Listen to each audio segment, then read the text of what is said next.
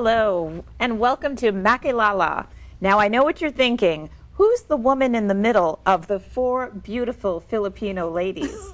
Well, I am Gail Lewis, and today we're going to have a special version of Makilala, Behind the Scenes. It's an introduction, if you will, to the four ladies and, of course, the driving force behind Queen's newest, hottest Filipino talk show.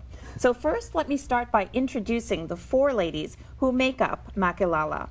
To my right, we've got Christina Pastor, journalist. Thank you. Jen Fuhrer, author and mom. Welcome, Jen. And to my left, we've got fashion diva, Rochelle Ocampo. Did I get the last name right? Yes. And lastly, Maria Cruz Lee, who knows all things government. So welcome, ladies. Thank you. So I guess my first question in Makilala is, since I'm not Filipino, I'm not familiar with the language, can someone explain exactly what the word Makilala means? Makilala means to get to know somebody, to get to know something.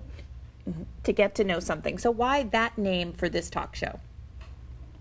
I guess because we want to have a talk show that highlights ordinary people doing extraordinary things. So the only way to do that is to get to know them. Great. And why this talk show? Why now? And why here in Queens? Talk show. Let me just backtrack on how it all started. Yes, please. Okay. How did you guys all get together?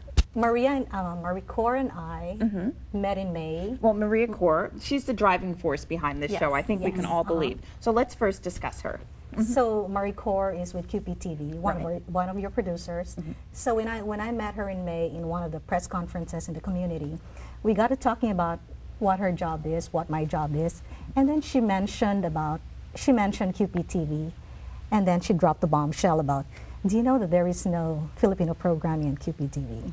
That's when the whole idea started. So from that time on, it became a series of meetings and text messagings and phone calls. We started creating a company, Marilag Productions. We started inviting these awesome women to join us, and then we started designing the logos, planning each episode. Yes.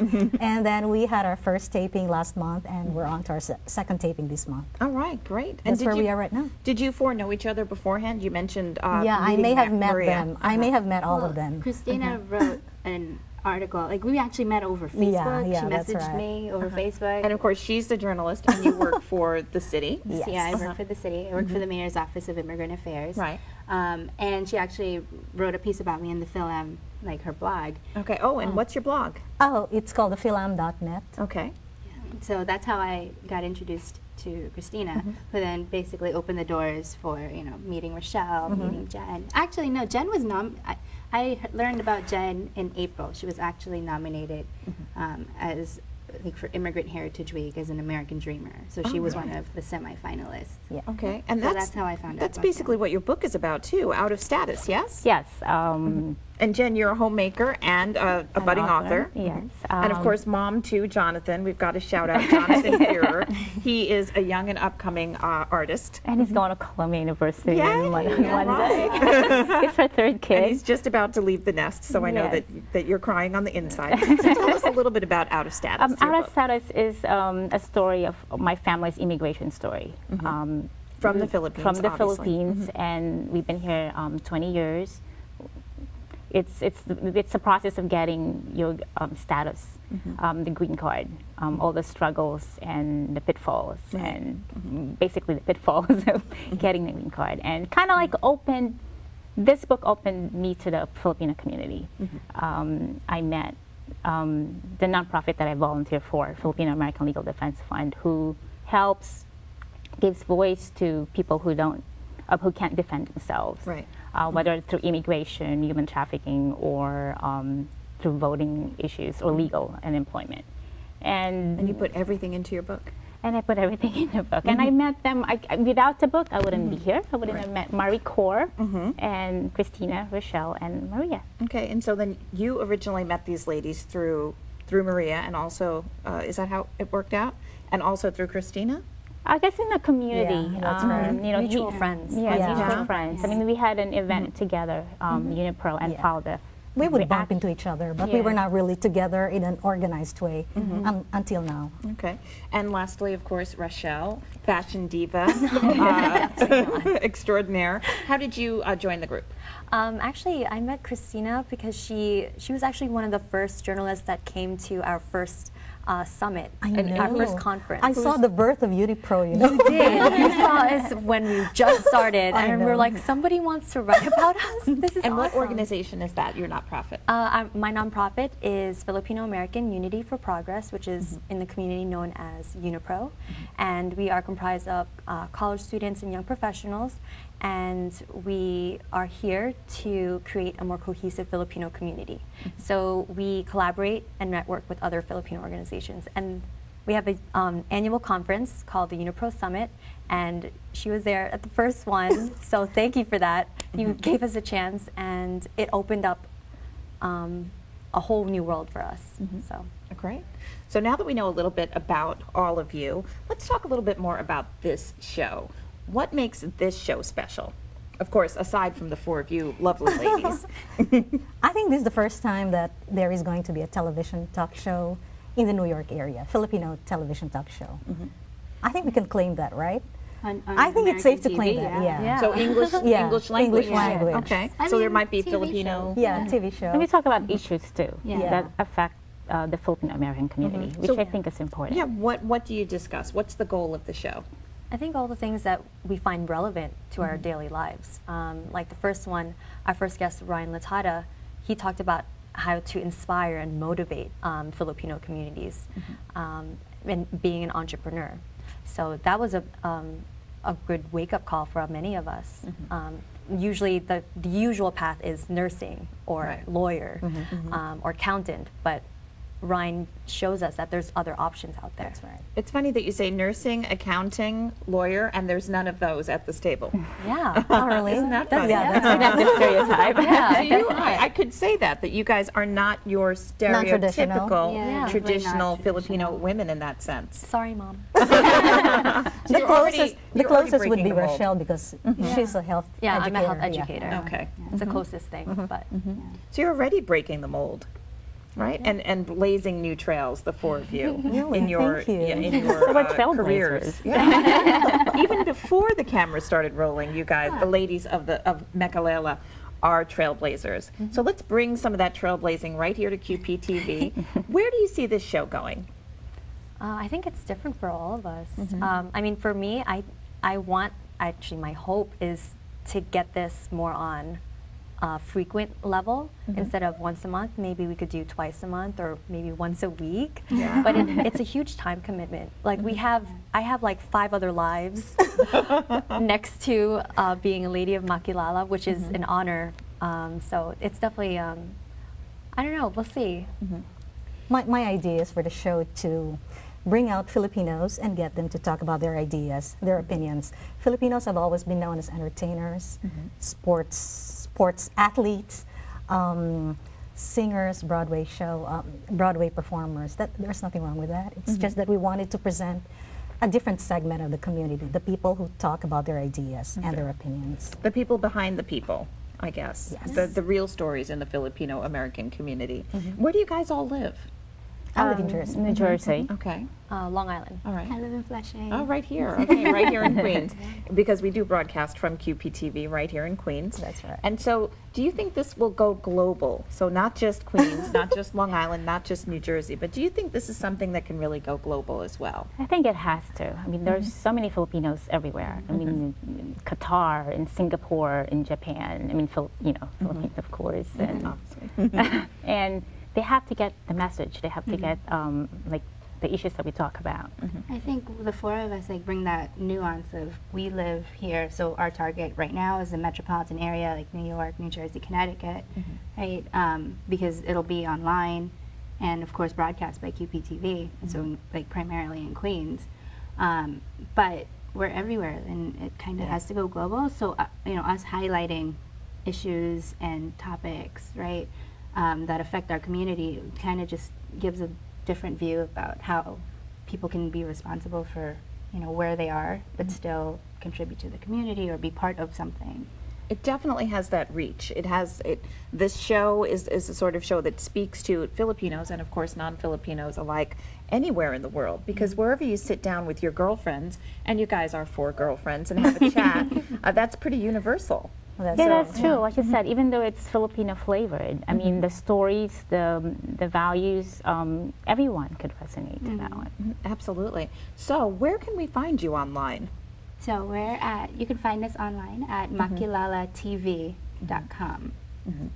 And from there you can link to, we're also on Facebook and on Twitter. So Makilala TV. MakilalaTV.com. Okay, and that's where we can also, in the future, watch past episodes Yes. and see what's coming up next. That's right. And also email you guys if we want to be on the show. Absolutely, yes. Or you could ask questions for the guests. That's Yeah, right. that's great. We like that. So I know that you guys, we've discussed what you do. So you're a journalist, you're a mom and an author, you work for a nonprofit, you work for the mayor's office. But outside of what you do? What are your interests? I know that you're a baker. So on the side, I also do wedding cakes. So I own a cake business called Katamisan Cakes, focusing on wedding and special events, and it's just a nice little balance from the office life to on weekends. I have 2 wedding cakes coming up in the next couple of weeks. So I mean, just a little creative side that kind of evens out the computer and super office situation. And Rochelle said she wears 5 lives, so I want to hear about all of those. Aside from being diva beautiful and glamorous, your 5 lives include. Well, it actually stems from being a leader in the Filipino community. I think I'm trying to develop my own personal development. So I'm in the Coro Immigrant Civic Leadership Program. And what's that for people who don't know? It's basically about 20 leaders in the community, in the immigrant community, and we're just trying to use New York City as our classroom.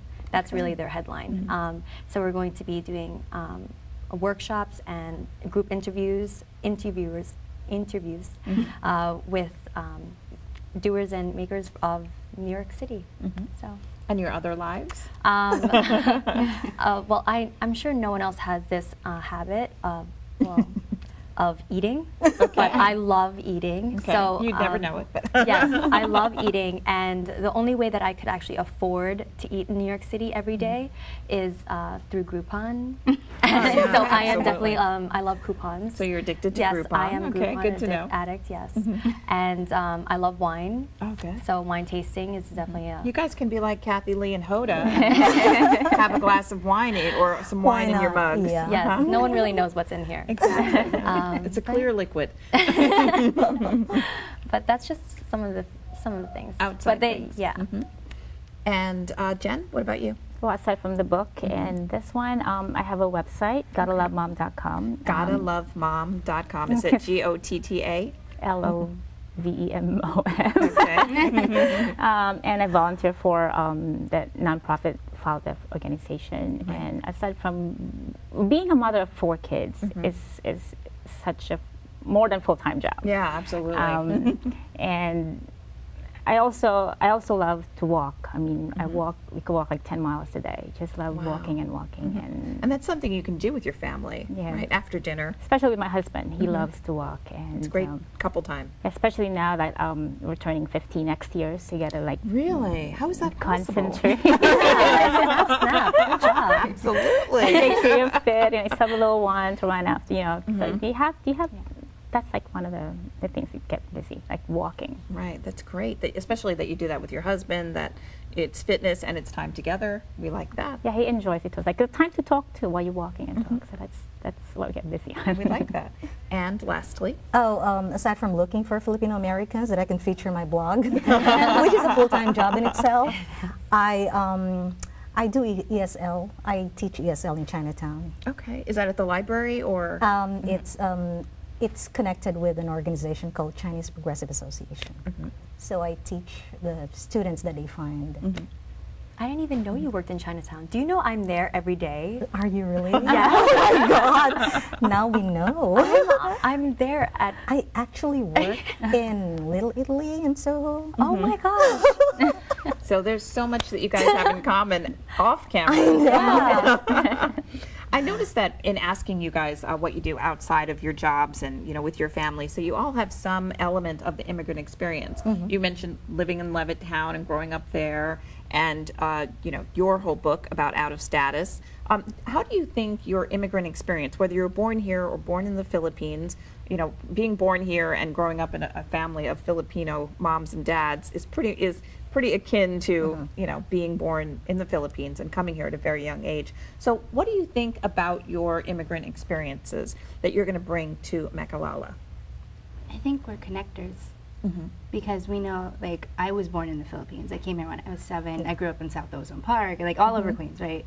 And then I guess this show gives us a platform to like express, like, oh, we've been there, we've gone through the experience, but it doesn't have to be that daunting, because I guess by nature, like, correct me if I'm wrong, ladies, like, it's just kind of like Filipinos are, they're family oriented. They're in their own little bubble, and people actually don't realize that there's people doing amazing things all over. So this, the importance of this program, I think, is kind of like, you highlight all these people that are doing all this great stuff, and there's ways for people to get involved. Right, absolutely. So. Other immigrant things that you're going to bring to the show? I mean, I know, I guess I could represent like the second gen Philams. So that means that my parents migrated here from the Philippines and I was born here. And living in Levittown, which is 99.9%, okay, being dramatic, like maybe 80% white. And Well, we'd say non-Filipino. Yes, How about we yes. say that? and it was difficult because I guess my first language was Filipino, Tagalog. Tagalog. Oh, really? Because my parents would constantly talk to me in Tagalog. But Before you went to school. Before I went to school. So that also led me to go to speech classes. So I actually had to go to speech until I was like 5th grade. Really? Yeah, so that was a different change. And now I can't even speak Tagalog. Now I only interesting. understand it. And it's one of the biggest regrets. So now hopefully I will try to learn Tagalog at my age now. That's my regret too. My 4 kids. I'm married to an American from Brooklyn, Jewish family, and it's kind of hard to raise your children teaching them Tagalog when the other half. When there's no one else to reinforce, right? And the only Filipino dish that I actually love is adobo. Okay. So, and what's that for our viewers? Oh, it's the It's delicious. It's like it's chicken. You marinated it with vinegar and soy sauce and garlic, and it's good with rice. And when my parents were still here, I mean, they got sent back to the Philippines after this is part of the book. After going through lawyers, 20 years, which is really a sad story. When my parents used to be here, they were teaching my kids a little Tagalog here and there, and they're cooking the Filipino food. Right. They used to live like a block away, but now they're like 3,000 miles away, which is kind of hard. That must be difficult. Yeah, but and Cranford isn't. Cranford, New Jersey is probably have like 3 Filipino families. Okay. So it's not really. So you guys are in the same situation in that sense. Yeah. But I wanted to ask you, in your point of view as a mom, now, do you think that you raise your children wanting to learn English so that they don't have a Filipino accent type of thing? Because I felt that I was almost forced to speak English in an English accent so I could fit in. That is very common among And I don't know if that I could mothers, like other second gen I mean, can identify. I learned English in the Philippines, and I actually learned Tagalog here. Really? Oh. Yeah. You're one of a kind. How is that possible? Well, my parents. Within you spoke Tagalog at home? No, so my parents actually came here to the U.S. Like years before I came over. So they were trying to like establish roots here. So I was actually raised by my aunt and uncle in the Philippines. Wow. And then like just growing up, I go to Catholic school and all that Yeah. stuff. And it's just kind of you learn English in the school. Right. And then I mean yes, they had Tagalog classes, but even at home they would speak to me in English. Maybe Yeah. because they were preparing you for a life outside because of the they knew that outside I of guess Manila, they were okay. coming, and then when I got to the U.S., like my parents were like, you have to know Tagalog, so they were like that's trying nice, yeah. to. So I speak Tagalog, I just don't practice it enough. Right. But I mean, if I had more people to like speak Tagalog with, I mean, government, like I'm like a handful of, Filipinos in City Hall, Right. right? And then like just in government in general, I haven't really encountered many that are born in the Philippines and I think have gone through this unlike other experience. nationalities, if you go back to your home country, Mm-hmm. we won't have a problem because everyone in the Philippines speak English. Yeah, Right, it's like yeah. a national language. Right, there. so maybe that's my excuse. I mean, you gotta learn English when you go to the Philippines anyway. They're gonna understand you. Yeah, there you go. So, Anything else about your immigrant experience that you bring to this show? One of the questions that we ask our guests is, how is your journey from the Philippines to here? Right. So we wanted to bring out that story, that narrative, so that our viewers can find out that, oh, I share the same experience as this person. I left during martial law. So I was a TNT at that point. So we what does wanted to bring TNT? TNT is somebody who's undocumented. Okay. Okay.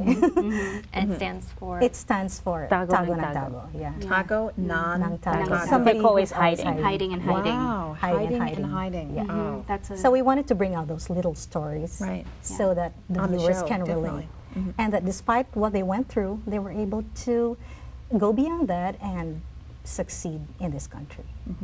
Wow, this is amazing what you guys bring to the table for this show.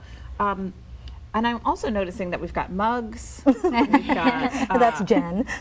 Jen. So we're well on our way to. we have T-shirts, so you're gonna find that in the under episode. Okay. So we're well on our way to becoming a mainstream show. Yes. We're hoping.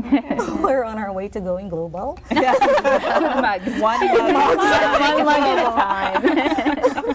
Where do you guys see this show in 10 years? We hope. years. I'd like to see it go mainstream.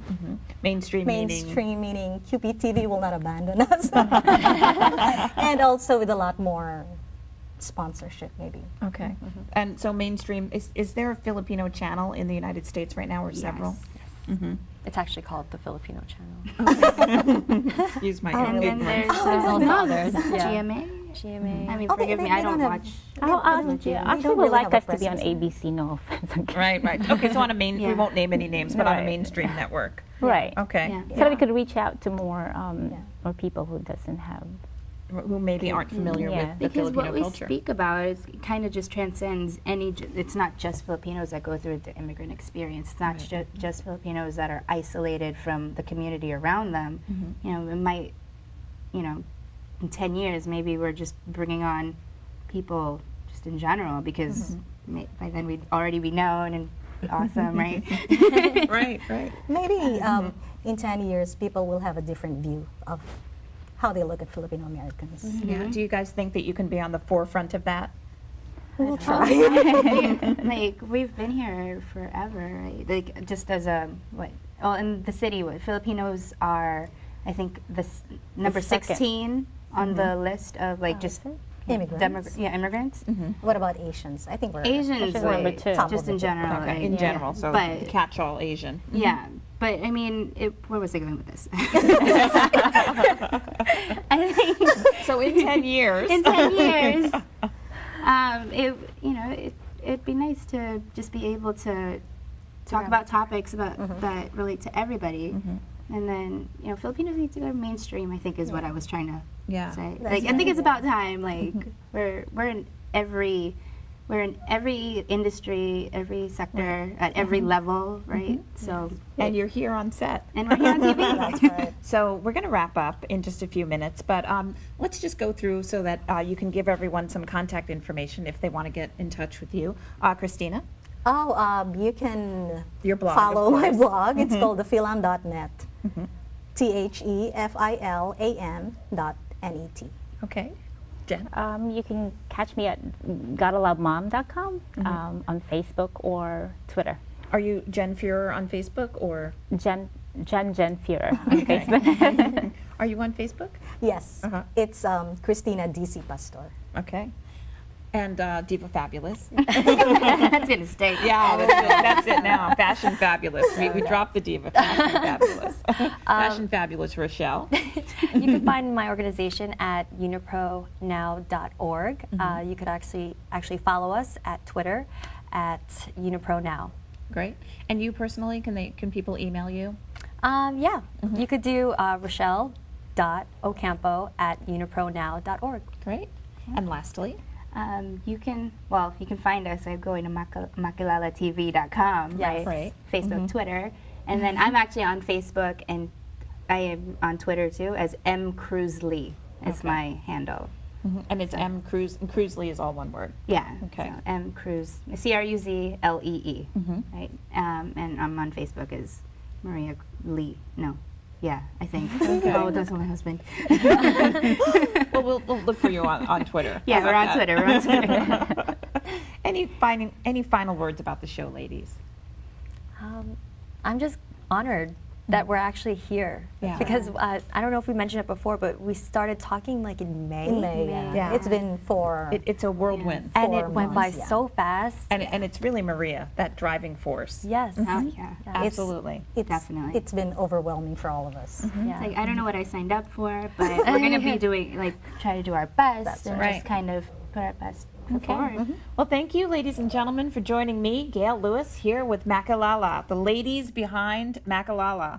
Thanks so much for joining us. We're going to see you here again really soon without me, with the 4 ladies. So I hope that you tune in and join Makilala as soon as you can. For the ladies of Makilala, and of course for Maria, the driving force behind the ladies, have a great evening and thanks for joining us. We'll see you real soon.